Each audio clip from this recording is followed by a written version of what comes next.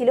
এবং আমি বারবার করে বলে থাকি ইতিহাস সব থেকে সহজভাবে আমরা এইভাবে মনে রাখবো যে প্রত্যেকটা সালের পর প্রত্যেকটা যুদ্ধের পর একটা করে কিন্তু ট্রিটি হয়, ঠিক আছে? সেই ট্রিটিটা কি হয়েছিল মনে আছে কি? 1769 কিন্তু ট্রিটি অফ মাদ্রাজ হয়েছিল, ঠিক আছে? আচ্ছা, নেক্সট হচ্ছে কি 1780 থেকে 1784, 1780 থেকে 1784 কার কার মধ্যে যুদ্ধ হয়েছিল? প্রথম যে ধাপটা শুরু হয়েছিল সেটা হায়দার আলী এবং ইংরেজদের মধ্যে হয়েছিল। তারপর 1782-তে হায়দার আলী যেহেতু মারা যায়, কে জিনিসটাকে ক্যারি ফরওয়ার্ড করেছিল? টিপু সুলতান ক্যারি ফরওয়ার্ড করেছিল এবং সেখানে একটি ট্রিটি দিয়ে এই যুদ্ধটি শেষ হয়। সেটা হচ্ছে 1784-এ এই যুদ্ধটা শেষ হয়।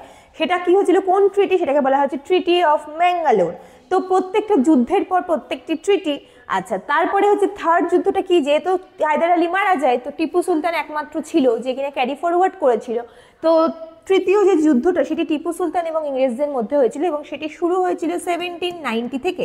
1790 থেকে শুরু হয়েছিল। 1792-তে এদের মধ্যে একটি ট্রিটি হয়, সেটাকে বলা হয় হচ্ছে ট্রিটি অফ শ্রীরঙ্গপত্তনম, ঠিক আছে? বারবার বহুবার কোশ্চেন এসেছে, তোমরা মানে কি বলবো আর, মানে এই চ্যাপ্টারটি খুললে যে বই তুমি বাজার থেকে কিনে আনো না কেন, শ্রীরঙ্গপত্তনমের সন্ধি কাদের মধ্যে হয়েছিল, কত সালে হয়েছিল, মানে বহুবার, মানে কি, মানে পড়তে পড়তে তোমরা মানে শ্রীরঙ্গপত্তনমই তোমাদের নাম হয়ে যাবে, এরকম হয়ে যাবে।